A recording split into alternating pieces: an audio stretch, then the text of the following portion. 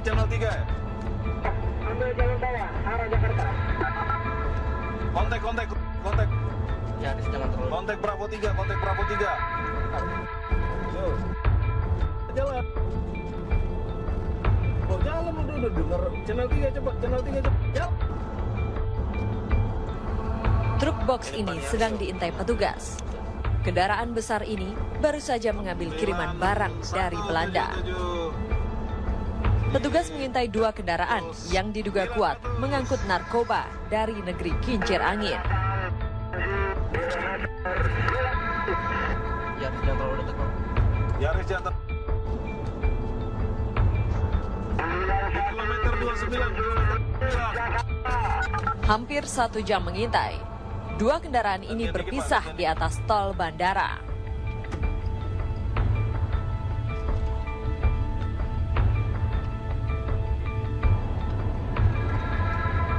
Satu truk box ini mengarah ke Jalan Raden Saleh, Jakarta Pusat. Petugas lantas melakukan penyergapan.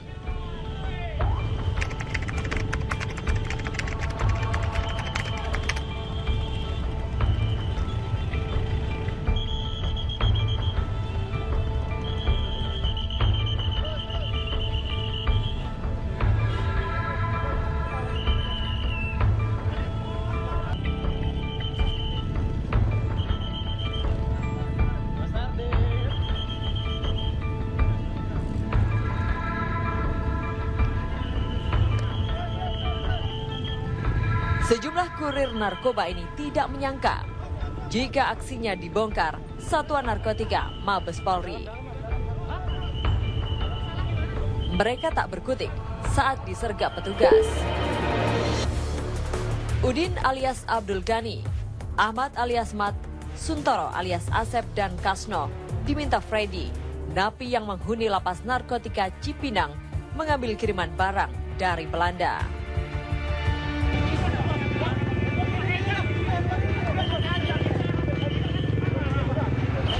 Kiriman barang haram ini rencananya akan diberikan kepada Robert Miles untuk segera diedarkan ke seluruh tempat hiburan malam di Jakarta. Robert Miles yang mengetahui penangkapan segera melarikan diri.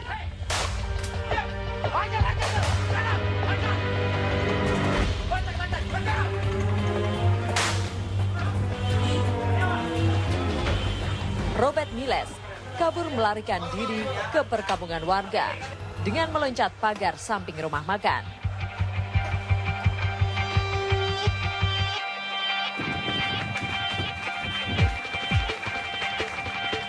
Namun aksinya segera berakhir. Kakinya yang terluka mengakhiri pelariannya. Ia tak berkutik saat dijemput petugas di salah satu rumah warga.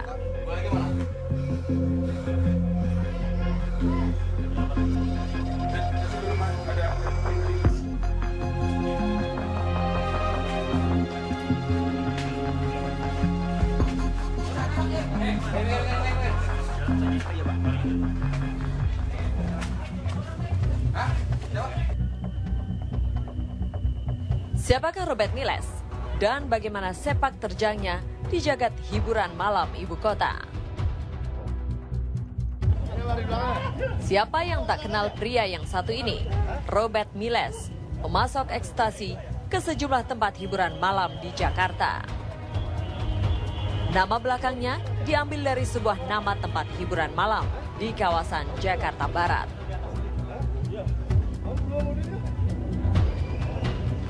Robert Miles tidak bekerja sendiri. Saat disergap, Robert bersama anak buahnya sedang berkumpul di sebuah rumah makan. Komplotan pengedar ekstasi ini kemudian ditangkap petugas.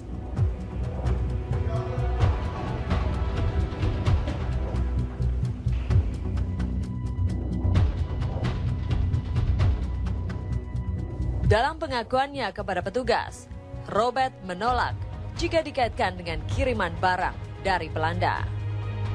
Saya cuma pertara untuk mengenali yang namanya Andi ke si Ali. Iya, si Ali menawarkan sesuatu sama saya carikan pembelinya, si Andi.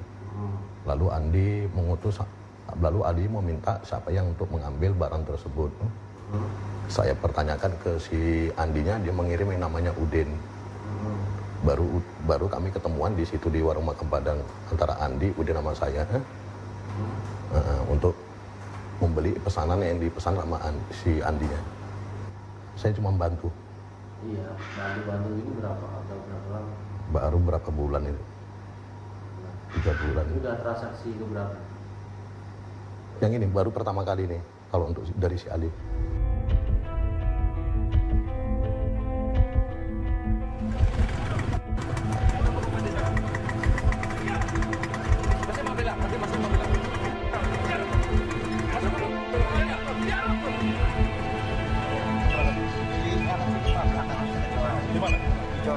Di mana? Di Johan. Ayo, kamu naik. Di saat bersamaan, sejumlah petugas juga melakukan penyergapan di kawasan Jalan Senen Raya. Diduga kuat, truk box ini juga mengangkut barang haram dari Belanda. Cek pos. Mana nanti saya tanyakan tim. Pak, itu nggak parkir sih, malah ikut-ikutan jalan. Saya Mitra dan Saleh.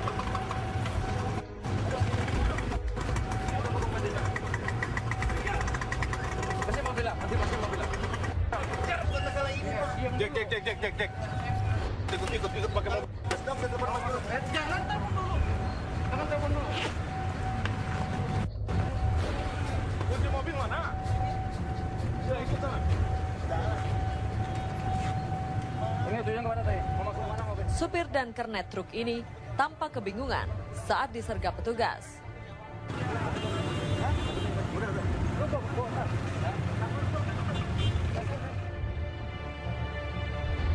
Dua truk box ini segera diamankan. Petugas akan melakukan pembongkaran. Satu truk box ini bermuatan 2 buah alat kompresor dari Belanda.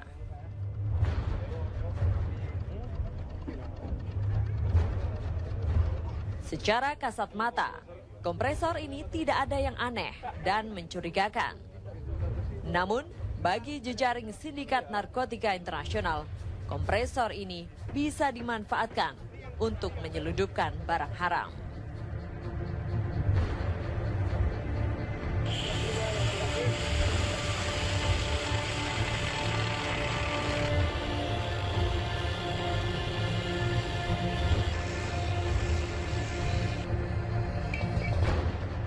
Dan benar saja, saat dibuka, ditemukan benda aneh di dalam kompresor.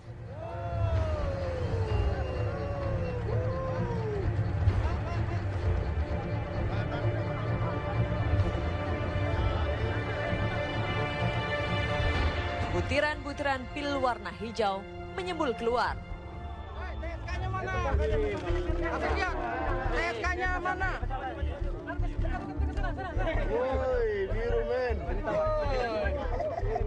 Biru. Ini udah ketahuan ini. Dugaan kuat, barang haram ini bernama ekstasi. TSK-nya. Biar lihat. Tuh ya, lihat ya. Ribuan butir ekstasi berasal dari Belanda, dikirim melalui kargo dan masuk melalui Bandara Soekarno-Hatta. Ekstasi berwarna hijau ini disinyalir sebagai kualitas terbaik.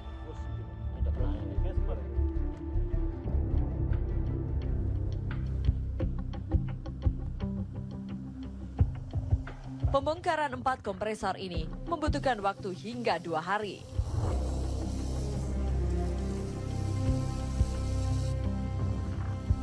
Begitu liciknya sindikat narkotika menyelundupkan ekstasi ke seantero negeri.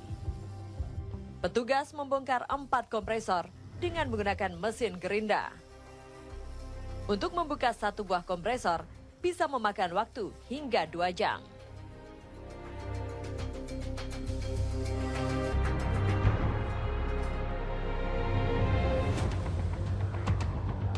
Usai dibuka, sejumlah petugas lantas melakukan penghitungan. Jumlahnya yang mencapai 400.000 butir pil ekstasi jenis ghost alias hantu.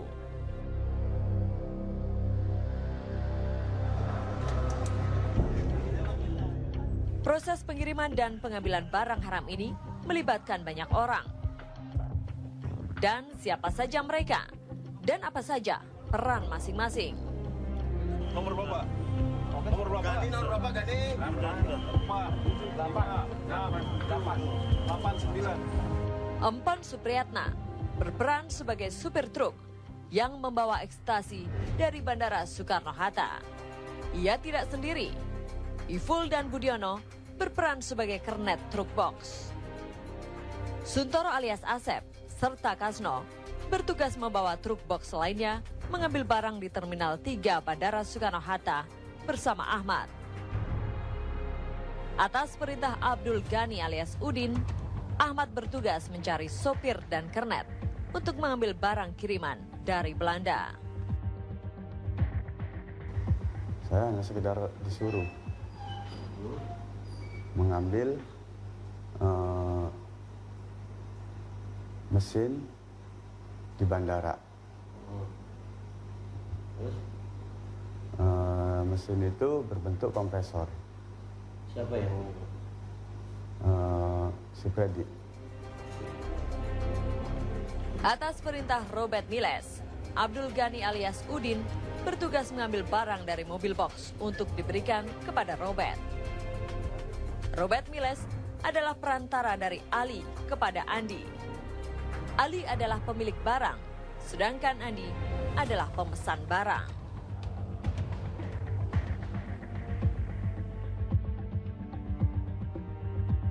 Berdasarkan data tujuan pengiriman barang, 4 kompresor ini dipesan atas nama PT Inspiran Kencana dan beralamat di Kebon Jeruk, Jakarta Barat.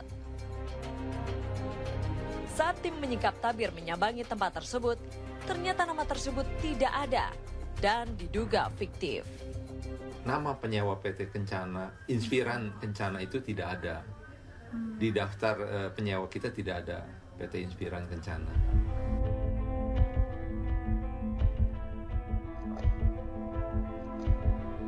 Habis untuk buka satu tabung. Oke, pakai situ. Taruh. Dikirim kemana belum tahu. Pokoknya barang yang udah dibongkar, saya semua masuk ke sini.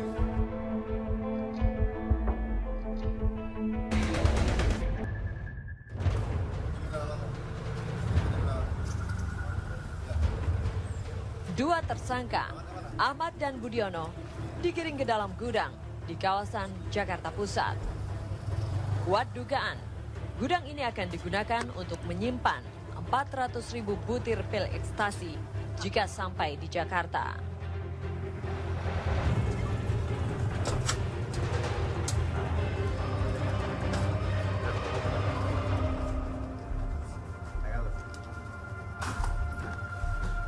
Gudang ini disewa oleh Ahmad atas perintah Freddy, seorang narapidana di lapas narkotika Cipinang. Freddy alias Cak Freddy mendanai pemesanan dan pengiriman barang haram ini dari Belanda. Di dalam gudang ditemukan juga kompresor yang sudah dibelah, 1 buah gerinda, dan travel bag.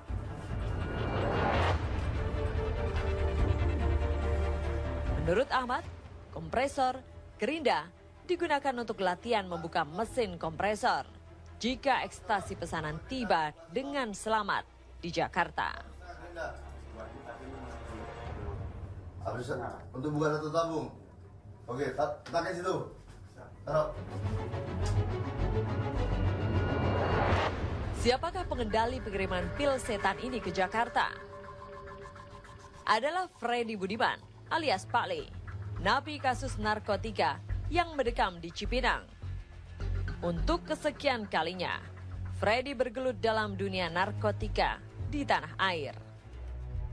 Itu yang ngurusin pemesanan segala macam itu siapa? Antara saya sama yang di sana. Yang di sana. Kontak langsung lewat apa? Lewat handphone. Ada kontak lewat email segala macam? Email terakhir. Berapa yang sudah uang muka yang sudah dikirimkan? Ya, dana yang udah masuk yang 1 M, terus ada berapa kali kita kirim yang totalnya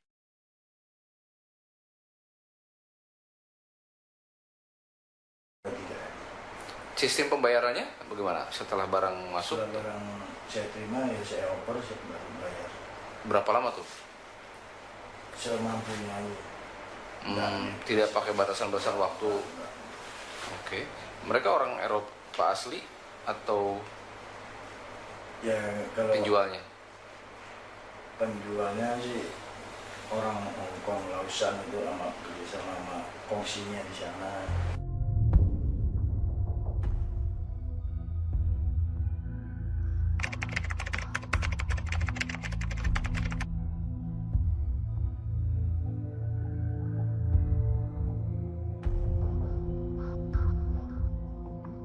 Tersangka ditangkap, barang bukti dikumpulkan, jumpa pers pun digelar.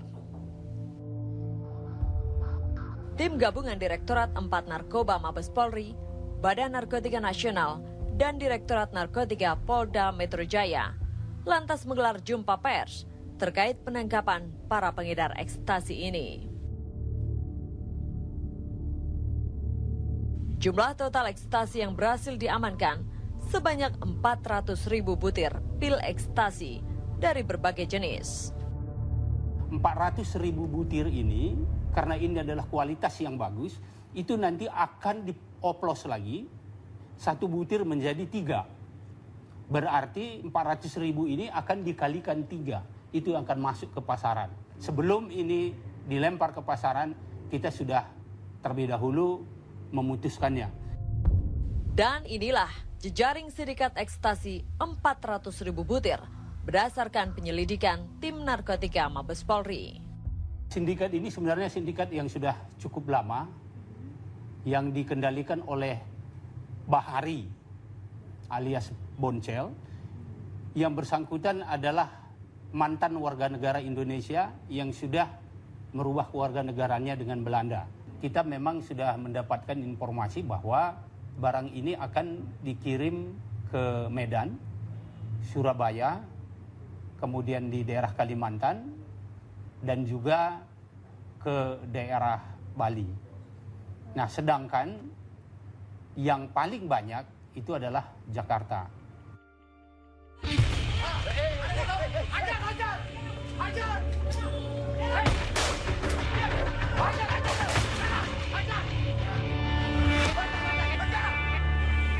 PR besar bagi kepolisian untuk membongkar jaringan sindikat ekstasi ini.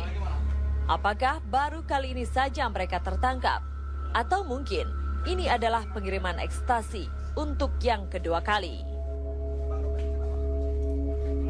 Serangkaian pengembangan masih panjang, dan masyarakat Indonesia berharap sindikat ini bisa terungkap hingga tuntas.